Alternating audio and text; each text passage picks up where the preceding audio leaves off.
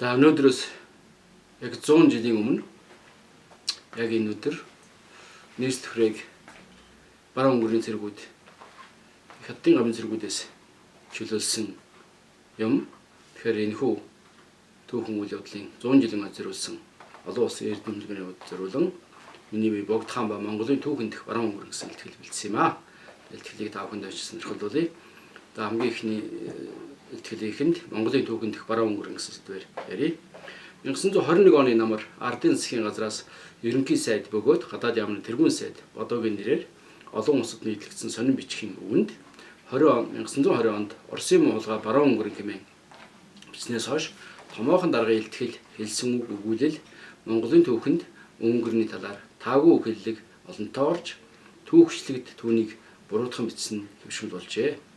1928 онд хэвлэгдсэн Монгол Ардын хувьсгал намын түүхэнд холбогдол өгөх зүйлүүд хэмээх номонд Наваа намж лавга бичсэн баруун өнгөрийн нийслэл хүрээг эзлэн авсан ба Ардын намын дугаа сэргүүцсэн байсан тухай өгүүлэлт Оросын муулга баруун өнгөрийг хэмээн бичжээ.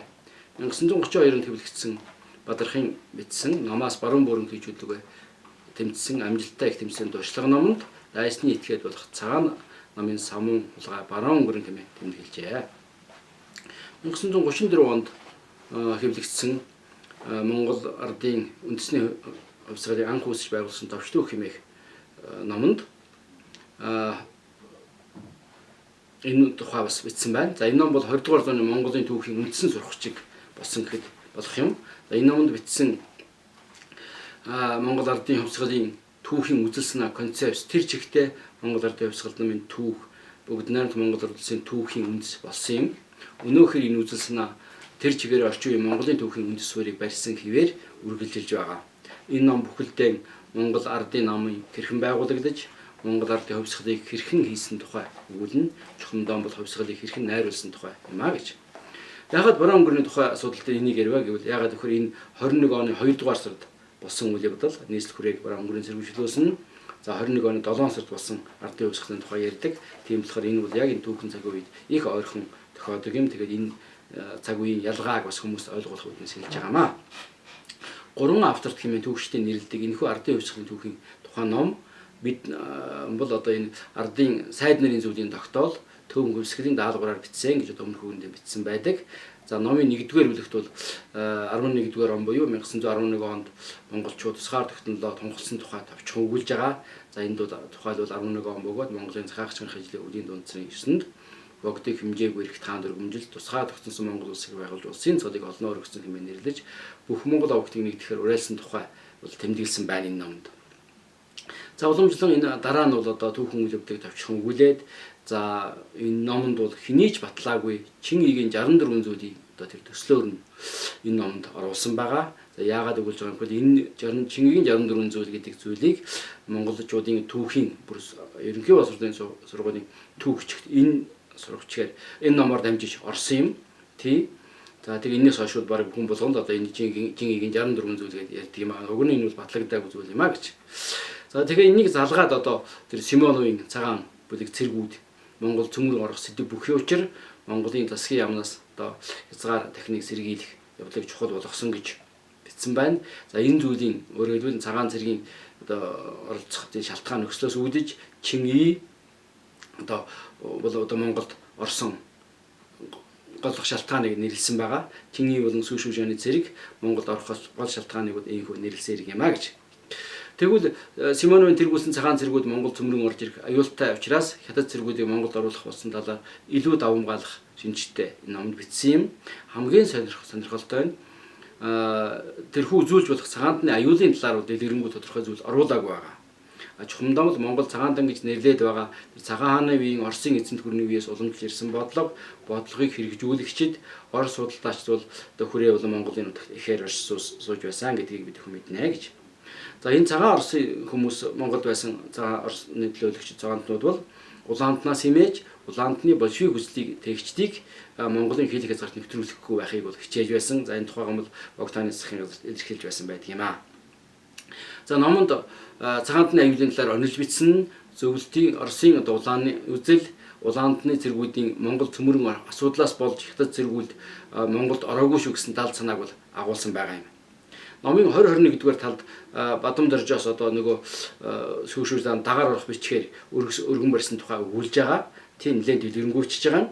Тийм за тэгтээ бол одоо энэ дээр бичсэн тэр олон зүйлийн гадаадын одоо шалтгаан хүнд бэрх зүйлийг бол өдөөж автономц мөх шалтгаан аргагүй бүрдсэн гэж бичсэн байгаа.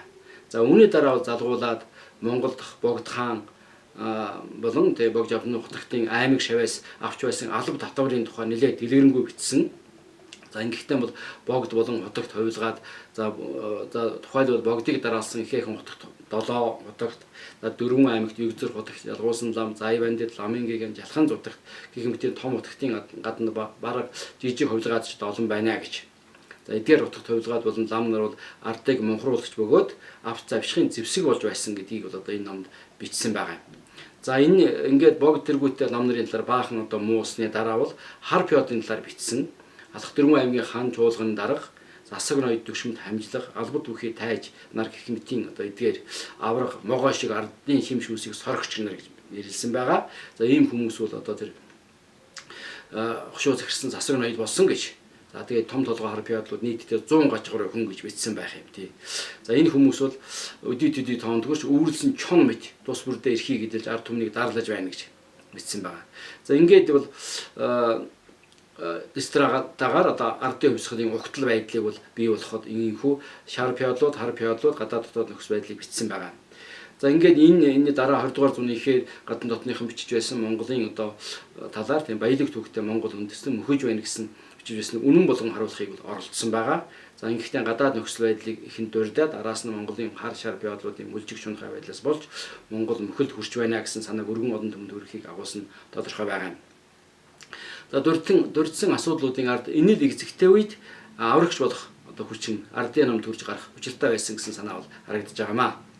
Хэнч унсан үнэмшим ямар ч хүн үтсэн анзаархааргүй байдалтайгаар Сүшүжааны цэргүүдийг нийслэл хүрээнээс хөөн гаргасан баруун өнгөрний цэргүүдийн үйл ажиллагааны талаар бичлэгөө орхиж уг хэсэгт ард олонны амьдралыг дарангуйлагч хар шар пиодлуудын талаар оруулсан бичсэн байгаа юм.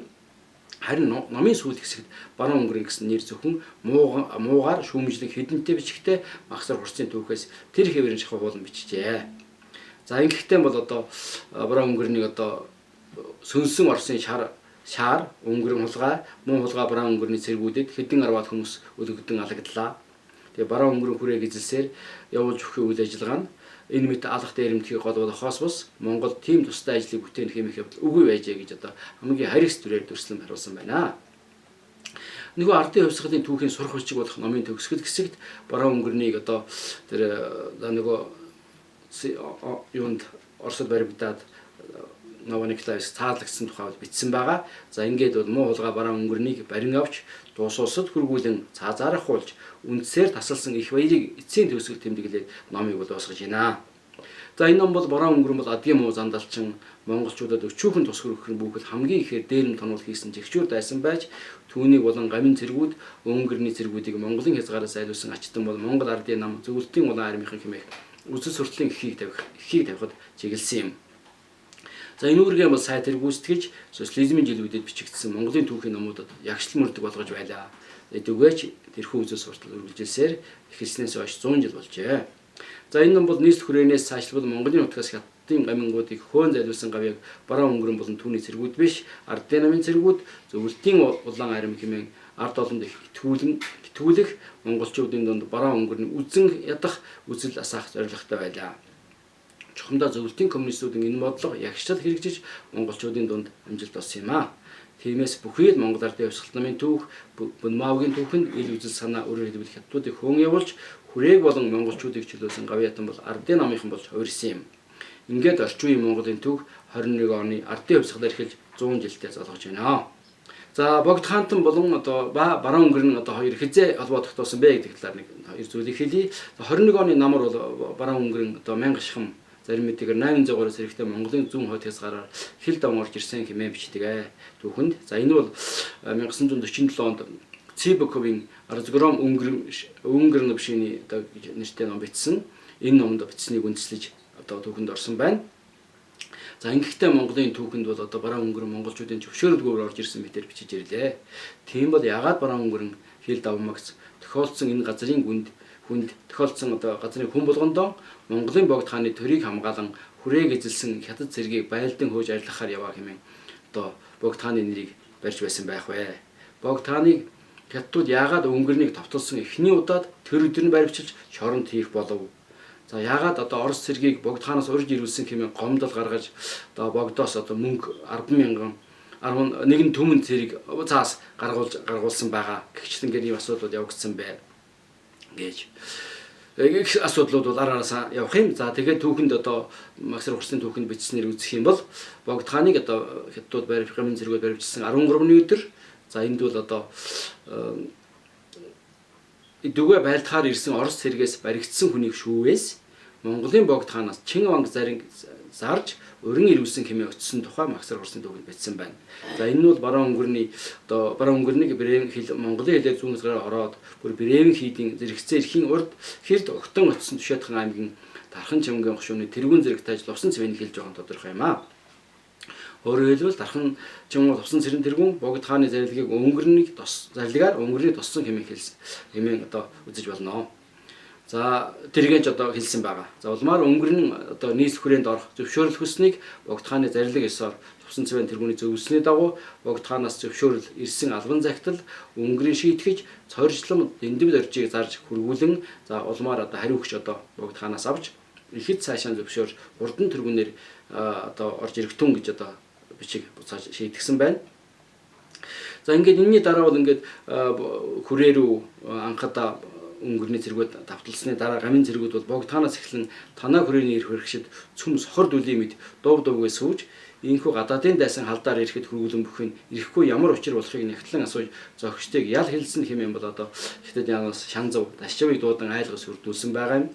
Үйл явдлын өрнөлийг үзвэл хилээр оруулж замчилсан байдалтай байх бөгөөд улмаар Монголд орж ирснээр богд хааны зөвшөөрлөөр алгажуурлах зорилгоор богд хаанд хандаж хүрээнд түргэн орж ирсэн хариу авч байжээ. За энэ үеийн нөхцөл байдлын талаар нэг жоохон үгэлээ гэж бодсон юм. 20 дугаар зууны ихээр одоо нийслэл хүрээнд хамгийн одоо олон тоотой байсан үндэстнүүдийн нэг бол мэдээж Оросууд байгаа. Азийн бусад орнуудаас хамгийн их байсан хэмээн шимээрөө бичиж байлаа. 1917 оны ихээр хүрээнд 2000 гаруй төрөл бүрийн нийгмийн гарал үүсэлтэд Оросууд байнга орсон сууж байсан гэж бичсэн байна. За Оросын эзэнт гүрний төшөмтийн төлөөлөл болж дипломат агент бөгөөд ерөнхий консул Орлов тэргүүтэй. За дэд консул Хёнин тэргүүтэн байсан бол эдийн засаг санхүүгийн чиглэлийн түвшинд Балабан, Козен, Витте, Волосович нар сууж байлаа. За нийт хүрээнд байсан Оросын эзэнт гүрний засгийн газрын сүүлчийн төлөөлөл болох ерөнхий консул Орлов бол хаан засгийн талдаа тууштай баримтлагч бөгөөд өөрийн үзлүүдлээ ямагч үнэнч байсан нэг юм аа. 1918 онд 4 сарын 11-нд Санкт Петербургээс зөвлөлт Орос улсын гадаад хэргийн ардын комиссариатын орлогч Чернес Монголын засгийн газар цахилгаан сэрүүлж харилцаа тогтоохыг хүссэн байгаа. За мөн өдөр нийслэл хүрээ Монголын засгийн газрын гадаад яамнаас зөвлөлт засгийн газрыг хүлээн зөвшөөрөхгүй хэмээн мэдэгдсэн байдаг. За энэ үед нийслэл хүрээнд байсан одоо ерөнхий консул Орлов бол Монголын гадаад хэргийн сайдад Орос болж буй нөхцөл байдлын талаар мэдээлэлж Монголын засгийн газар большевик засгийг хүлээн зөвшөөрөхгүй байх хэмээн найдаж байгаагаа илэрхийлсэн байдаг юм аа. За 1920 оны намар барууны цэргүүд нийслэл хөрөөрөө хийсэн анхны дайралтыг няцаасны дараа гамингууд бол хүрээнд дэх улаантнуудын захиргааны гишүүдээс хятадын штабт гаргасан өгсөн жагсаалдаар 30 орчим цагаан Оросыг баривчилсан байна. За мөн хятадууд Монгол ноёд ламнар малчин ардуудыг хүртэл одоо баривчилсан байна. За баривчлага нь ашиг олох барьцаа болж хувирсан хэмээн одоо Оросын түүхч Кузьминго бичсэн байна. За нийслэл хүрээний шоронд ойролцоогоор 150 Оросууд хорьсон байлаа гэж. За энд бол маш хүнд нөхцөлд 30 градусын хүйтэнд маш хүнд нөхцөл байсан гэдгийг бичсэн байна. Монгол бүрээд Оросууд хятадуудын доромжлол залхаан цэвэрлэлтүүдийг даван туулж чадлыг хөлдөж байлаа гэж. За зарим хүмүүс мөнгө өгс суулгадж байсан гэж одоо бичсэн байна. За Торновскийн тооцоосноор 1920 оны 11 сараас 21 оны 2 дугаар сар хүртэл Монголд хятадууд манжуур орохыг завдсан 100 орчим Оросуудыг алсан байна. Үүний гол буруутнаар бол Улаантны захиргааны Чайванов, Парников зэрэг гишүүдийг Торновский нэрлсэн байна. За энэ үед бол 1918 оны ихээр Оросын одоо нутгаас дөрвсөн большевикууд Монголд орж ирсэн байгаа. За энэ тухай мэдээлэл бол нэлээд төгсөн байна. За 18 оны дунд үед Центросибирийн шугамар Янсон, Парников, Клемон, Муллер болон орчуулагч Иренчон нарыг бууз зэвсэг хөдөлтөн авахаар Монголд хактар дайран орж ирсэн тухай мэдээлэл байна. За энд бол одоо маш тодорхой нэг баримт байгаа нь ер нь бол Оросууд заавлаа бидний Оросууд ялгаа байхгүй. Цэцэн хан одоо монголчуудаас мал одоо хөдөлж авсахын авч байсан мал мах түүхийд. За үүний зэрэгцээ бол тухайлбал Эренчино энэ клейм үйлэр мэдээлэлээр Эренчиногийн хамтаар Цэцэн хан энэ асуудал зэвсэг хөдөлтөн авсан тухай баримт байх юм аа. Тийм мал махаас гадна зэвсэг хөдөлж авч байжээ гэж. За Майскийн мэдээгээр 1918 онд Монголоос бол Монгол X компани 50,000 толгойн бод 60,000 орчим толгой хонь худалдан авч улаан айрамд буюу 10 байгалийн одоо фронтын цэргүүдэд хүргүүлсэн байна. За энэ хөө одоо Майский бол Центр Союзын шугамар Монголд ирж ажилласан орчин үеийн Монголын түүх гэмэх ном бичсэнийг бид мэднэ. За энэ хүн бол энэ Центр Союзын одоо холбооны шугамар мал худалдан авах, мал түүхчдийг зохион байгуулах байнгын 333 ажилтнтай цаг үеийн агент туурчин зэрэг 1850 ажилчинтай ийм одоо Центр Союз тэрэгчдийн холбоонд энэ шугамар Монголд ирсэн юм. За энэ холбооныхан бол одоо бас зөвлөл засгийн газар большевик хүслийг Монголд дэлгэрүүлэх ажил идэвхтэй оролцсон юм аа. За ингээд Монголын хил орчмын төвшөртэй байдлын улмаас 1918 оны 7 дугаар сард Богд хааны засгийн газар большевикуудын нөлөөг Монгол оруулахгүй байхын тулд Монгол Оросын хил дээр байцаан шалгах газар дөрвийн шинээр нэмж байгуулсан байдаг. За мөн одоо Монголын Богд хааны засгийн газар Оросын хуучин консулуудыг албан ёсны хэмээн үзэж байгаа болох юм бол удаадараа илэрхийлсэн байх юм аа. За хэдийгээр хил дээр хяналт тавьсан ч гэсэн одоо 18 оны 18 оны сүүлч 19 оны гэхэд нийслэлийн Янсон, Мюллер, Волко, Рогозен, Игумнов, Мельников нарын одоо Центр Сибирийн гишүүн зөвлөлтийн одоо олон тэтгэлцэн большевикуудын далд одоо хорогдох газар болон одоо Монголд оршин сууж байсан байна. За энэ хүү нууцаар оршин сууж байсан далд зуршилгаа явуулж байсан большевикуудын шууд зохион байгуулалтнаар 18 оноос 19 оны ихэр нийслэлийн нууц бүлгэмүүд байгуулагдсан байна. За яг энэ үед нэг сонин үйл явдал болсон байгаа. 20 оны 2 дугаар сард Оросын коммунист намын төвөр оны Сибирийн төвчөнд орон дахины ард түмний секцийн дарга болсон Наун Бууртман энэ дарга болохын өмнөх нь Сороковын хамтаар нийслэлийн ирсэн байгаа. За энд бас сар орчин болсон юм болов уу? За ингэхдээ бол хүрээнд өмнө байсан Оросын одоо Оросуудын орон нутгийн удирдлагын хурал гэж дуумыг одоо шинээр байгуулсан байгаа. За ингээ энийг бол одоо про зөвлөл засгийн гэдэг зөвлөл засгийн талын хүмүүсээр одоо бүрдүүлж алд орнуудын бүгд найрамдах улсын захиргааг хүлээн зөвшөөрүүлж зөвлөл засгийн талыг бол баримтлах болсон байгаа юм. Тийм. За энэ үед бол энэ нийс хүрээнд ирсэн энэ хүмүүс за хүрээний сууж байсан худалдаачны нэг томоохон төлөөлөл за хүрээнд Оросуудын тэр нутгийн удирдлагын дарга Шейнаманы хамтаар за Богд хаантай бол уулзаж 45 минут ярилцсан байна. За энэ тухай бол эзэн хааны зоог их тансаг байсан. Биднийг 40 орчим нэр төрлийн эдээ хоолоор дайлсан. За Богд хаан зөвлөлт Орос улсын нийгэм үндэстрийн байдал зөвлөлт засагт удирдлагын тогтооны шин чанарын талаар өргөн хэмжээний мэдээлэлтэй хүн байлаа хэмээн хожим Шейнаман дурсан бичсэн зүйл энд уулзалт болсон гэж одоо үзэх үндэстэй байна. 20 оны 3 сарын 11-нд одоо нийс хүрээнд Орос Монголын хэвлэл хөлбөрийн ажилтан Күчеренкогийн гэрт Сороковын Монголын нууц бүлгийн 5 төлөөлөгчтэй уулзсанаас хойш Монголд нууцаар хідэнтэй ирж нам хөвсгөлийн ажиллагаа гардан зохион байгуулсан тодорхой байна. За Богд хааныг хэдийд одоо гамингийн одоо шоронд хорсон бэ гэдэг талаар нэг зүйлийг ярих гэж бодсон юм. За энэ бол одоо 20 оны 10 дугаар сарын 10 дугаар буюу 1920 оны өөчийн удирдлагын 9 сарын 13-ны үдээс хойш Богд хааны хятад зэргүүд баримтжилсан гэж одоо үзэж болохоор байна. За яагаад гэвэл яг энэ өдөр үүрээр өнгөрөн бол хүрээ рүү довтолсон байгаа. За энэ өдөр бол одоо Богдоос болж одоо өнгөрийн зэргүүд орж ирсэн гэж Богдыг уруудах барьсан юм байна. Тий. За тэгээд энэ тухай одоо бичсэн нэг үзэх юм бол Максвелл хүрсний бичснээр Монголын 10 дугаар хуучин удирдлагын 9 сарын 13-ны өдөр нь төгс үеийнтийн 6 тооллоор төмөр битэн жилийн намрын ядаг улаан нохой сарын 13-нд буюу Европ тооллоор 20 оны 10 сарын 25-ны өдөр таарч байгаа юм. За ингээд үзэх аваас баруун өнгөрийн зэргүүд эхний удаа хүрээг чөлөөлөхөөр хийсэн дайралт бол 20 оны 15-ны өдөр болж таарч байгаа юм. За яг энэ өдөр үе 10 сарын өдрийн хойно Гоо Сэлэнгийн тушаалаад ус яамны хэрэг эрх харчин самбуу тэргүүтээ зэвсэг өхий цэргүүд эрдэм итгэмж сүмийн газар очиж богд хааны биеийг баривчлан гараас хөртлөн гарч буу зэвсэг барьсан цэргүүд хамтаар уурын дэргэн зүүн авчирч тус яамны дэргэд нэгэн жижиг хоосон байшинд хорьсон гэж бичсэн байна. За энэ тухай бол одоо Максар Хүрсийн түүхэнд тодорхой байна. Тийм. За ингээ богдыг бол ганцаар ингээ хорьсонгүй өөрийн дэргэдэх сойвн лам нарыг бол тогооч хамтыг бас дараа нь авч дэргэд нь үйлчлүүлж ирсэн юм аа. За богдыг хороод одоо 50 хоног дээр сулсан байгаа. Тийм за аргагүй ирхэн за энэ богдыг сулсан Чингий хятад сайд буцаан томилогдож ирсэн даруйда Максар Хүрсийн бичснээр богд хааныг барьж хорьсон өдрөөс 50 хоног дээр нь тавьж уул сүмд нь эргүүлэн суулгасан гэж. За богдыг бол одоо ингээд одоогийн ногоо ордонд босож 50 хоног дээр нь суулгаад за тэгээд бол хяналтанд байлгасан гэж. За энэ бүхнийг ингээд үзэх юм бол за богдыг богд хааны хятадууд 1920 оны 10 сарын 25-ны өдөр баримтлсан шоронд хорьсон гэж үзвэл түүнээс 50 хоног дээр сулсан гэдэг нь 20 оны 12 сарын 13-ны өдөр болно гэж. За энэ төмөр битэнжилээ өвлийн дунд шар болгоно сарын шөнийн 3-ны өдөр таарч байна.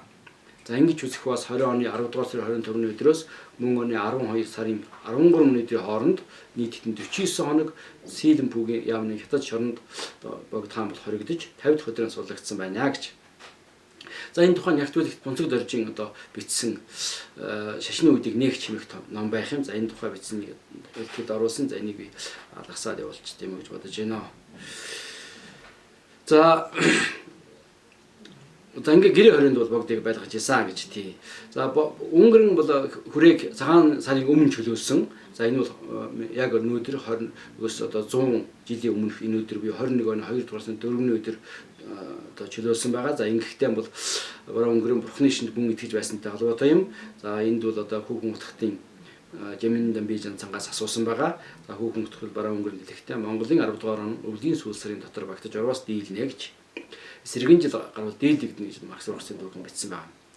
За ингээд бол ямар ч байсан бараа өнгөрөн амилсан бурхан богд гэнтэй 21 оны 1 сарын 29-ний өдөр нууцаар холбогдогдоод за Монголоос хятадуудыг хөн гаргахын тулд богдоос шар торгон дээр бичиж тамгалсан ажилтныг авсан хэмээн Орсын эрдэмтэн Хүсмийн бол төсөрхөн нийтлүүлсэн номд бичсэн байна. Ингээд богд хааны чөлөөлөл төлгөөг өнгөрөө өөрийн биеэр боловсруулж итгэл документээр бүрээд Тубановыг сонгож түүнд өргөсөн хэмээн першин бичсэн бол Максар Хүрс бараг лувсан жанжин ил өргөг үүсгэсэн хэмээн бичжээ. За энэ үйл ажиллагааг найдвартай хэмээн үзэж хүрээнд байсан төвлүүдээс 60 гаруйг сонгожээ. За зарим сүлжид Монгол төвд нийлсэн 70 гаруй зэргүүд оролцсон гэж бичсэн байна. За ингээд богдыг чөлөөлөх Монгол төвд бүрээдүүдийн тусгай отряд баруун байгуулсан бөгөөд уг отрядад сажлам тэргүүтээ 10 төвд бараг лувсан тэргүүтээ 70 Монгол Тубаном тэргүүтээ хэдэн бүрээд байсан байна. За ингээд үнэхээр одоо гайхалтай одоо богдын өнгөрний төлөвлөгөө гайхалтай бүтэж 21 оны 2 дугаар сарын 1-ний үрээр наран ургахын үеэр богдуулын ингэр болон орой дээр тохиолдсон хятад цэргүүдийн хялцаар их тэнгэрийн амаар орж за ингээд одоо Орос сурвалжид бол Торновскийн бичснээр богдыг 2 дугаар сарын 2-ны өдөр чөлөөлсөн хэмээн бичсэн байна. За ингээд богд хааныг 21 оны 2 дугаар сарын 2-ны өдөр Орос сурвалж бичснээр бол чөлөөлсөн байна.